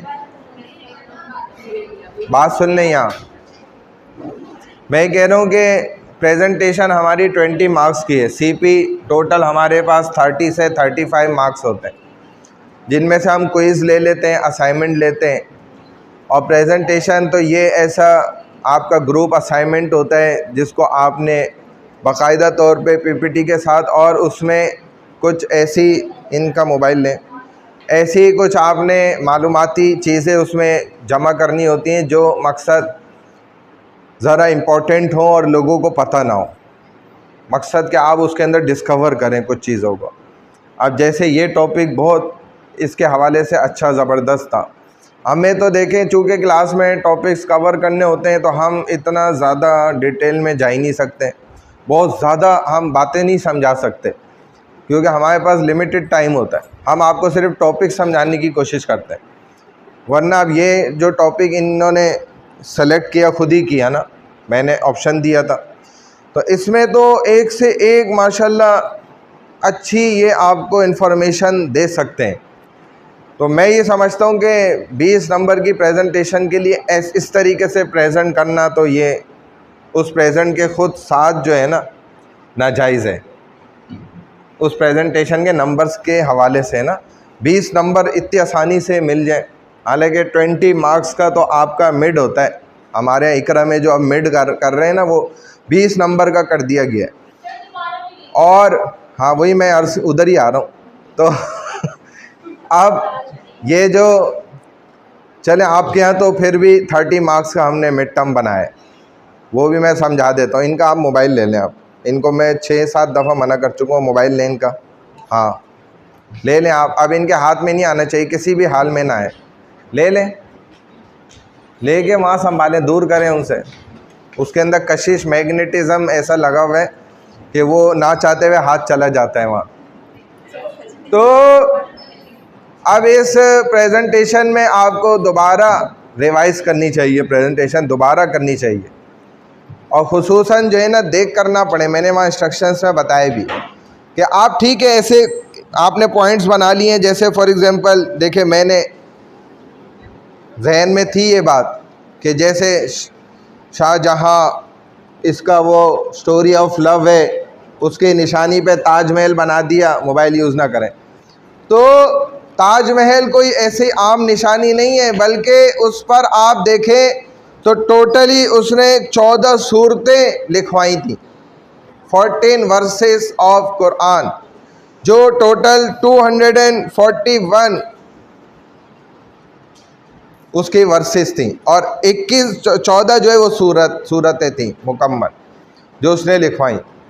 और अगर उन सूरतों को आप थोड़ा सा गहराई से देखें ना, तो आपको हकीकत भी पता चलेगी कि वो सिर्फ मोहब्बत के अंदर नहीं डूब गए थे कि जी मोहब्बत में पड़ गए और ताजमहल बनवा दिया अपनी महबूबा और आशिका के चक्कर में, और वो यही काम करते रहे। लेकिन उनका जहन, दिल, दिमाग देखा जाए तो बादशाह होने के बावजूद भी क्या था, इस्लामी था, दीनी तर्ज पर। सूरह यासीन उन्होंने लिखवाई। देखो, जो जानते होंगे वो कि नबी अलैहिस्सलाम का फरमान है कि सूरह यासीन, जिसके मैं चाहता हूँ हर मेरे मुसलमान मोमिन के दिल में सूरह यासीन हो, और सूरह यासीन याद करना कोई आप लोग के लिए भी मुश्किल नहीं है। आप रोज़ाना उसको रीड करना शुरू कर दें, खुद ही याद हो जाती है। 1 महीने के अंदर आपको खुद याद हो जाएगी सूरत। सूरह यासीन ऐसी है। सूरह फजर, इसी तरह सूरह मुल्क, सूरतुल ज़ुमर, सूरतुल तीन, सूरह इखलास, सूरह तकवीर, सूरह इन्फितार, सूरह इंशिकाक, सूरतुल दुहा, सूरतुल अंशरा। देखें, ये सब सूरतें ऐसी ज़बरदस्त हैं कुरान की कि जो एक माना खेज़ हैं। ये आप देखें तो ताजमहल के दरवाज़े के ऊपर यूं चकोर लाइन में ये सारी सूरतें लिखी हैं, लेकिन हम तो इन बातों को कभी मरते दम तक नहीं देखेंगे, ना हमें वो कोई देखने की चीज़ है। और अगर उनका आप माना पढ़ने में लग जाएं, उसके मतलब को समझने लग जाएं, तो ताजमहल को तो इंशाअल्लाह आप भूल ही जाएंगे। फिर आपको असल अपनी ज़िंदगी का मकसद समझ आएगा कि ये बादशाह लोग भी जो हमने उनको बना दिया ना कि बस जी वो मोहब्बत में डूब गए और जी वो उसी में मर गए और उसी में खप गए, ख़त्म हो गए, ऐसा नहीं था। जो पॉजिटिव उनके पॉइंट ऑफ व्यू थे ना, उनको हमने बिल्कुल छुपा दिया, और जो एक बुराई है ना, बस उसको ऐसा उछाला, अच्छाई बना के पेश कर दिया।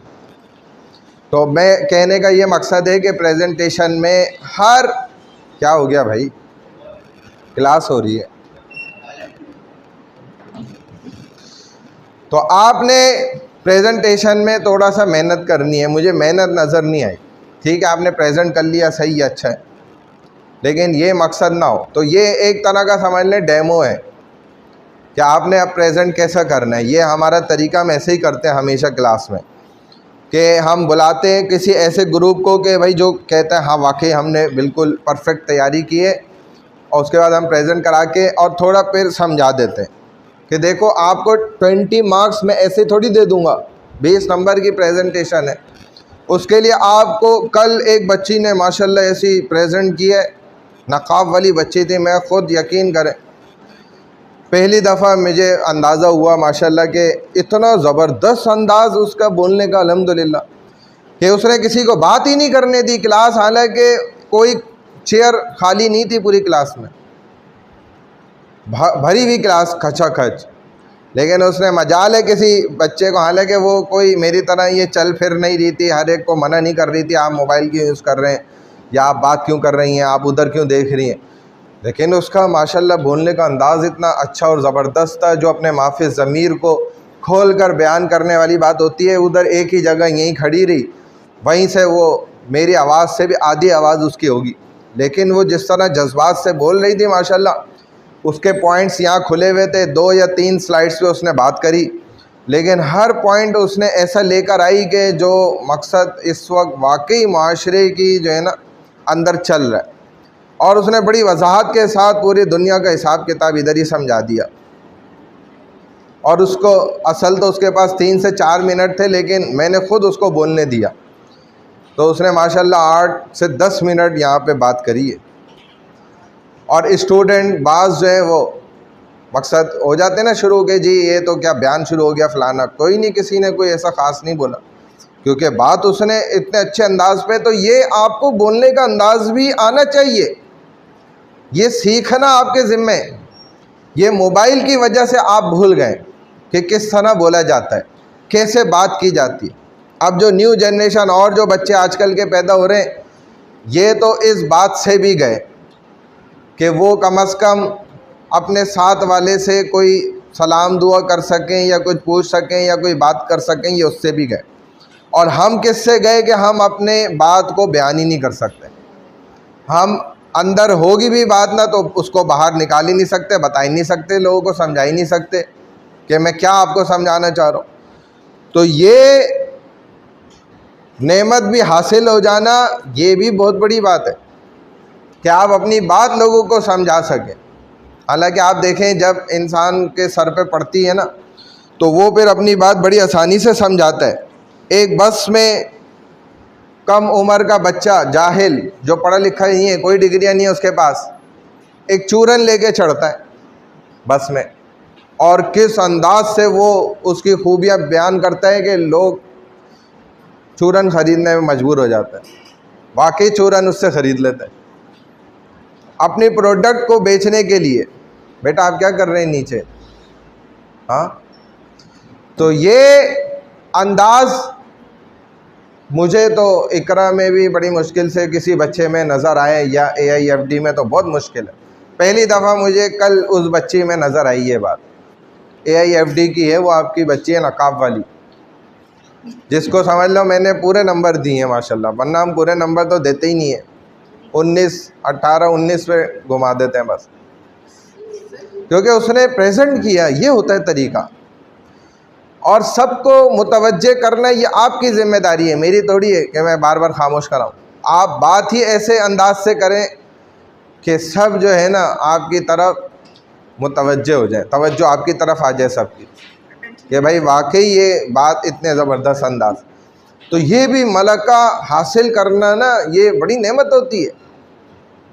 ये जो प्रेजेंटेशन क्लास में ली जाती है, उसका असल मकसद ही ये होता है कि आप किसी भी फील्ड में जाएंगे ना, जिस भी फील्ड में आप चले जाएं, आपको उधर अगले को समझाना ज़रूर पड़ेगा, चाहे आप किसी भी फील्ड में चले जाएं।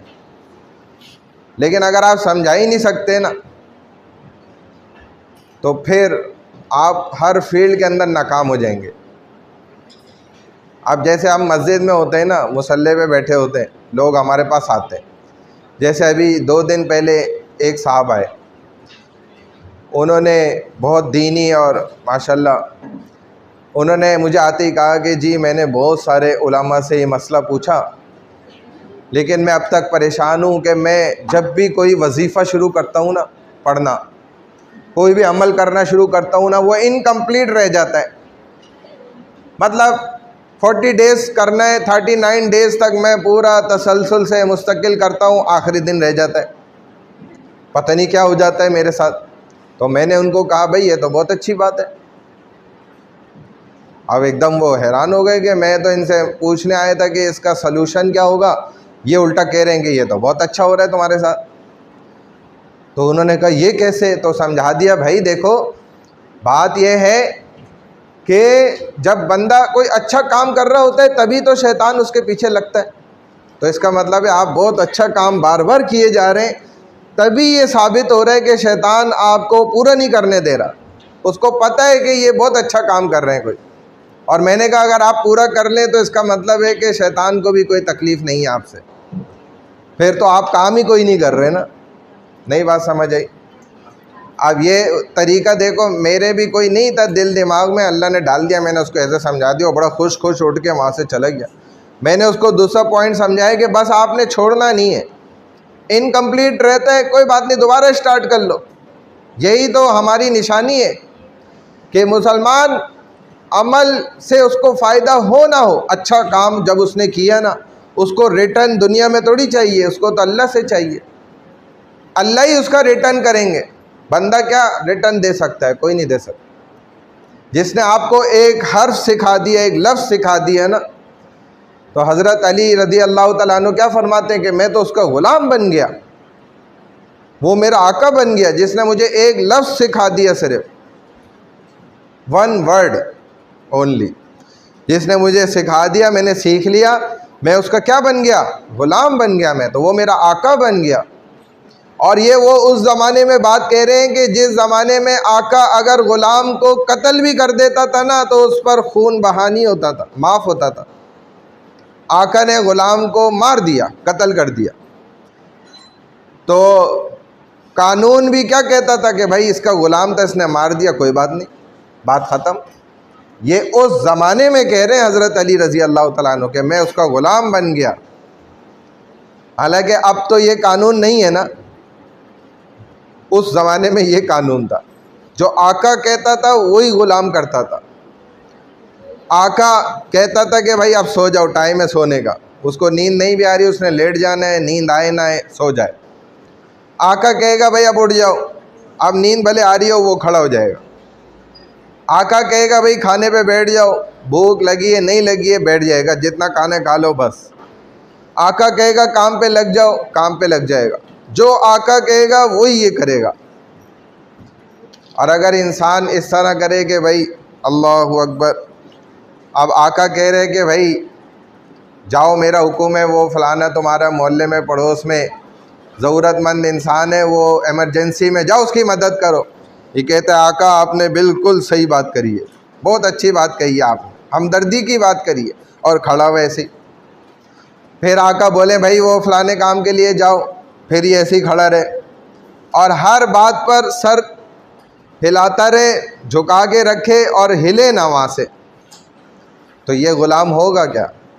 हम तो ये बने हुए इस वक्त। तो हमारा मसला, हमें पता ही नहीं है दीन इस्लाम है क्या, असल रियल इस्लाम जो है ना, रियल दीन। तो बहरहाल अपनी बात को समझा देना ये बहुत बड़ी नेमत है। मैडम जी मैं आपके लिए बात कर रहा हूँ, सिर्फ इनके लिए नहीं कर रहा, आपको भी, क्योंकि आप भी प्रेजेंटेशन देंगे ना इंशाल्लाह। हाँ, तो प्रेजेंटेशन में भाई आपके 20 मार्क्स है, तो इसकी अच्छे से तैयारी करें। न्यूज़ नहीं पढ़नी है, आप पॉइंट्स बनाएं, उनको देखें, भले मना नहीं है, यहाँ पे पॉइंट्स खोल लें, मोबाइल में खोल लें, पेपर पे लिख लें, लेकिन उसको समझाना आपके ज़िम्मे कि आप इस अंदाज से समझाएं कि भाई पूरी क्लास से फिर हम जब सवाल करें या वो भी चाहें कोई सवाल करना तो कर सकें, और फिर एक मज़ा आए कि हाँ भाई कुछ वाकई माशाल्लाह प्रेजेंट की है। समझ आ गई बात?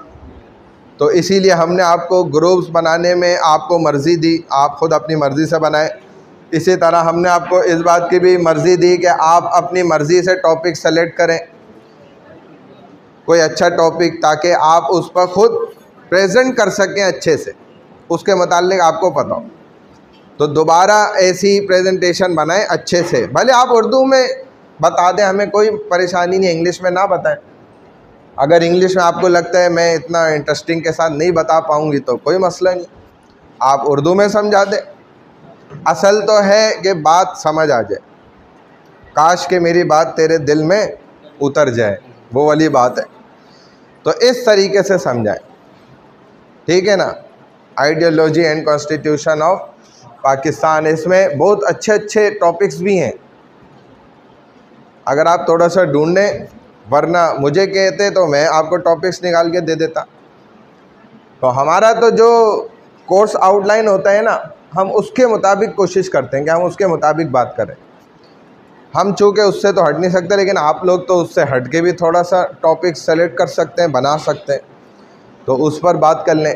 जैसे ये मुग़ल एम्पीरियर्स का टॉपिक बड़ा ज़बरदस्त है, मैं समझता हूँ।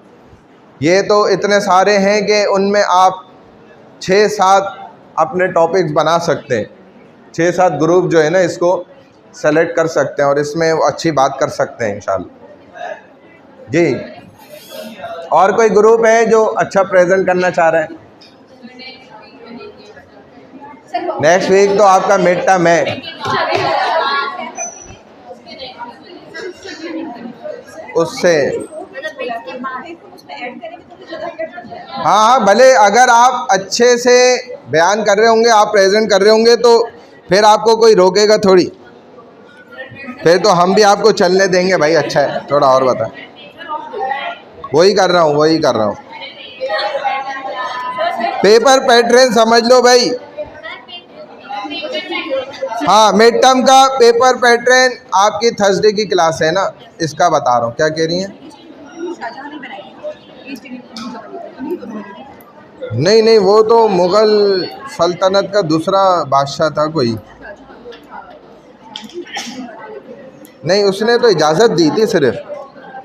जिधर ये फर्स्ट टाइम जो है ना सुरात में उतरे थे ना, पता नहीं जहांगीर बादशाह था कौन सा था उस वक्त मुग़ल सल्तनत का, वो नाम हमने पढ़ा, इसमें आया था, उसने परमिशन दी थी उसकी। वो ये वाला सवाल है भी आपके इसमें।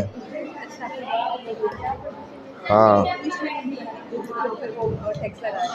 अच्छा, किस दिन है पेपर आप लोगों का? थर्सडे 30 अप्रैल, 30 अप्रैल थर्सडे के। टाइम मेरा ख्याल है 9:15 से 11:15 है, 9:15 to 11:15। 30 मार्क्स का पेपर है, 2 आवर्स आपके पास टाइम अलाउड है। अच्छा, इसमें कोशिश ये करें भाई किसी किस्म की कोई चीटिंग ना करें, मोबाइल यूज़ ना करें, कोई फर्रे शर्रे ना बनाए। मकसद के करने नहीं देते वो अलग बात है, लेकिन पकड़े भी जाते हो ना, ये भी है। तो वो पेपर ही कैंसिल कर देते हैं, फिर ये भी है। और एमसीक्यूज मना कर होते हैं, मिड टर्म में एमसीक्यूज नहीं होते, फाइनल में होंगे। ऑनलाइन हो रहा है ना मसला।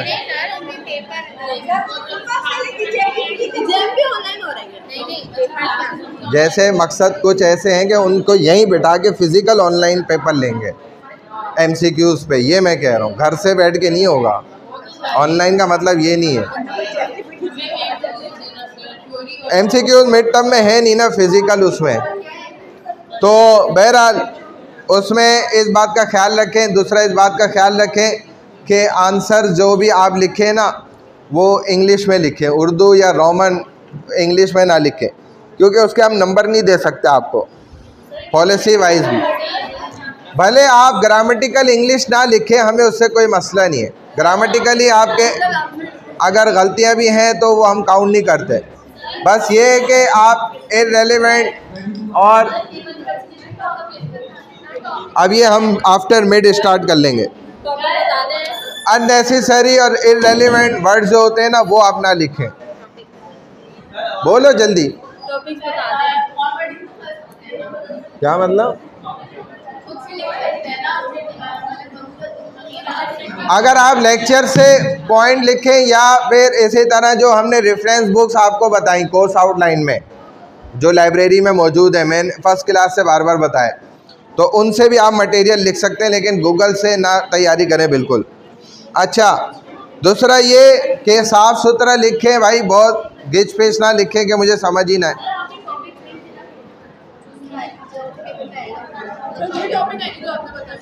और बिल्कुल बहुत छोटी अगर राइटिंग है या बहुत बड़ी है तो उसके हिसाब से आप वर्ड्स को कवर करें। नंबर वाइज देखें पेपर में कौन सा क्वेश्चन कितने नंबर का है, और एक सवाल का जवाब अगर एक पेज के दरमियान में ख़त्म हो गया तो आप नेक्स्ट पेज से न्यू स्टार्ट करें, क्वेश्चन का आंसर वहीं से ना दूसरा स्टार्ट करें। इस बात का ख्याल रखें। भले हो सकता है बाद में आपको उसके मुतालिक कोई बात याद आ जाए, तो जो आपके पास ब्लैंक स्पेस होगा आप वहाँ पे आके लिख सकते हैं। और पेपर ज़्यादा यूज़ करने से आपको कोई मना थोड़ी करेगा एग्ज़ाम में।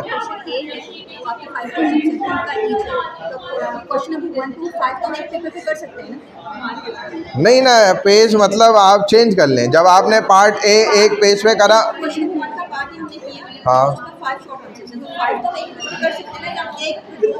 नहीं ऐसा है नहीं, वो मैं समझाता हूँ किस तरह है ना। तो सेपरेट करें, फिर क्वेश्चन 1 एक पेज पे, फिर जब वहाँ मुकम्मल हो गया तो नेक्स्ट पेज से क्वेश्चन 2 स्टार्ट करें, इस तरह।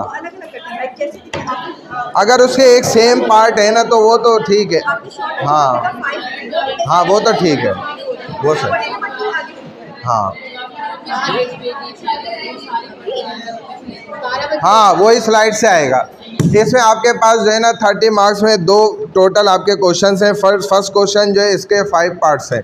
सेकंड जो क्वेश्चन है उसके अंदर जो मुझे याद है कि 5 पार्ट्स ही मैंने दिए थे, लेकिन बाद में मेरे पास जो आया पेपर थोड़ा चेंज मुझे करना पड़ा था शायद, तो इसके 4 पार्ट्स रह गए। अब ये 5वां पार्ट देख लिएगा, अगर पेपर में होगा तो आपको हल करना पड़ेगा। तो ये 20 मार्क्स का है, पहला 10 मार्क्स का है, सेकंड जो है वो 20 मार्क्स का है। और ये मैंने आपको पेपर पैटर्न और इसी तरह जो सेलेक्टेड टॉपिक्स हैं ना कवर्ड जो हमने करें, वो मैंने आपको उधर आवाज़ में बताए भी हैं। अगर वो आपने, जैसे मैं अभी दोबारा आपको यहाँ बता रहा हूँ कि हाँ, concept of separation Muslim state in India, Allahabad address, और इलाहाबाद एड्रेस जो अल्लामा इकबाल से रिलेटेड है उसका पूरी तैयारी है। ऑब्जेक्टिव रेजोल्यूशन इस जो इसके इम्पोर्टेंस है, constitutional history of Pakistan wise. इसी तरह system of government introduce in the constitution of Pakistan 1973 जो मैंने आज आपको पढ़ाया भी है यहाँ पर, ये सारा भी इम्पोर्टेंट है। इसी तरह founder of Pakistan in the creation of Pakistan, ये आपने पढ़ा है बिल्कुल सेकंड क्लास में, थर्ड क्लास में उसमें पढ़ा था। इसी तरह लाहौर रेजोल्यूशन, इसको तो मैं आपको बार बार कह रहा हूँ कि कंप्लीट आप तैयारी करें। हाँ, जब सेकंड क्वेश्चन आएगा उसके जो 4 पार्ट्स इधर मेरे पास आ रहे हैं, मेरा ख्याल है कि 5 पार्ट्स हैं, उसका जो 5वां पार्ट है ना वो यही जो आपने खिलाफत मूवमेंट और इसी तरह जो उसके साथ एक और मूवमेंट थी अलीगढ़, वो हाँ वहीं से कर, गूगल से नहीं करना। इसी तरह कॉन्सेप्ट ऑफ आइडियोलॉजी जो है इसको कम्प्लीटली देख लें। ऐसे ही major principles and objective resolution जो आज आपने पढ़ा, ये तीनों टॉपिक्स भी इम्पोर्टेंट हैं, मैं कर चुका हूँ ऑलरेडी। इसी तरह characteristics of the 1973 constitution of Pakistan, ठीक है। तो अब इन क्वेश्चंस के अंदर ये देख लेना कि जो क्वेश्चन 1 है उसके जो ये 5 पार्ट्स हैं ना, तो इनके नंबर आप खुद कैलकुलेट करके डिवाइड कर लिएगा। 10 मार्क्स का है पहला सवाल, जिसमें आपको 5 सवाल मिलेंगे।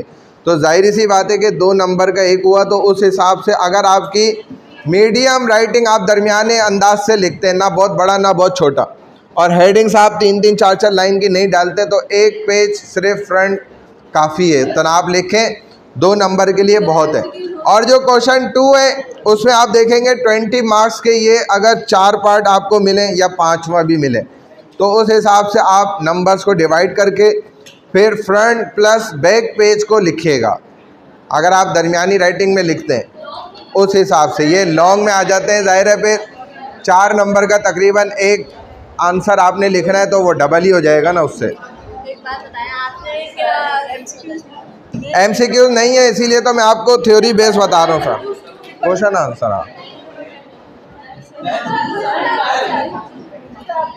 हाँ, उसमें वो नहीं थे, MCQs नहीं थे ना, क्वेश्चन आंसर थे। हाँ, क्या कह उस पर खोल के सुन लो ना, वही मैंने सब बताया, दोबारा वही बताया मैंने सारा। हाँ बता दिए, दूसरी दफ़ा बताएं अभी। सर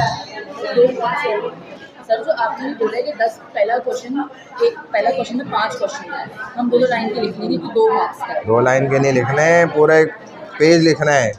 मैंने अभी आपको समझाया, आप लोग सुनते ही नहीं है। तो आपने कहा 2 मार्क्स का एक क्वेश्चन था, तो 2 नंबर के लिए 2 लाइनें लिखोगी। 2 पॉइंट्स बनाएंगे इसके। एक पेज सिंपल जो होता है ना, सिर्फ 1 साइड, वो लिखना है 2 नंबर के लिए। और जो 4 नंबर का है ना, क्वेश्चन 2 में जितने पार्ट्स हैं उसमें फ्रंट बैक दोनों पेज लिखना है, इतना आंसर लिखना है। 2 घंटे का पेपर है, सर 2 घंटे का 2 नंबर का पूरा पेज एक 1 साइड पेज, बैक साइड नहीं लिखनी। और जो क्वेश्चन 2 है उसमें चूँकि डबल नंबर का है वो, तो उसमें फ्रंट और बैक दोनों लिखना है। MCQs नहीं होते मिड में, फाइनल में आएंगे, उसके लिए फाइनल का वेट करें। MCQs में तुम लोग तुक्के मारते हो ना।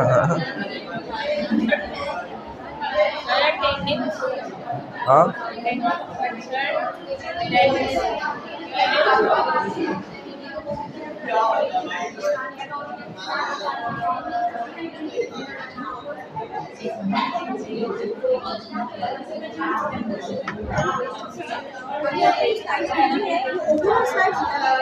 हाँ मैंने कंप्लीट सब भेज दी। आज वाली भी, सबसे पहले आज वाली भेजी हैं तीनों। हाँ ये आज वाली भेजी हैं।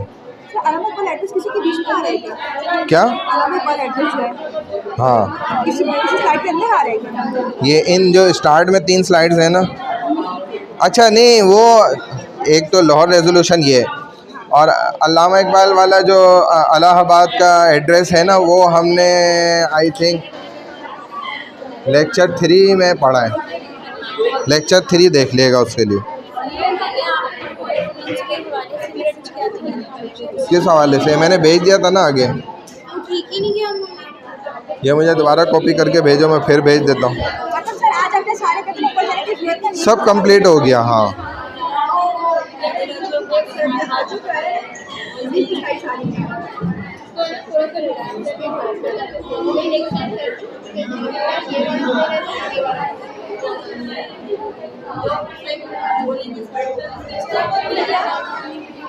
मैं अभी देख लेता हूँ, ज़रा अटेंडेंस ले लूँ।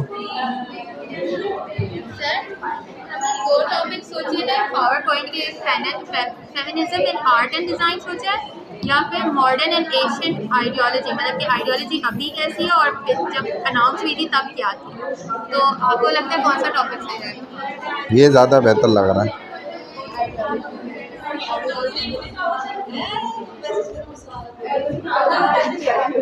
हाँ आ गई पिक्चर ना, ये देखो पहले भी आया हुआ है, मैंने ये फॉरवर्ड कर दिया था सर आमिर को ना। ये देखें, ये मैंने फिर भेज दिया। पहले भी मैंने भेजा हुआ है इनको ऊपर, ये गया हुआ है।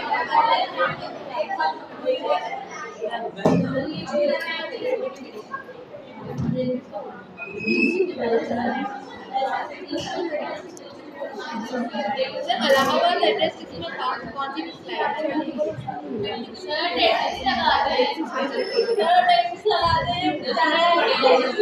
जाओ जाओ लगा दिए, जाओ लगा दी मैंने अटेंडेंस। भाई लगा दी मैंने, जाओ लगा दिए, जाओ। अल्लाह हाफिज़, अल्लाह हाफिज़, टाटा बाय बाय।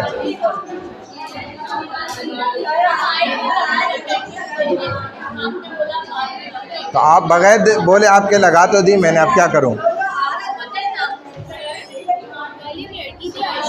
उसका तो स्लॉट का मसला हो गया था, उसकी आज नाम आ रहा है, तो उसकी लगा दी उसकी, इकराम ने लगाई, लगा दी दोनों आप सर मेरी फर्स्ट वाली लगाते हैं, सबके लगा दी। सर मेरी लगाते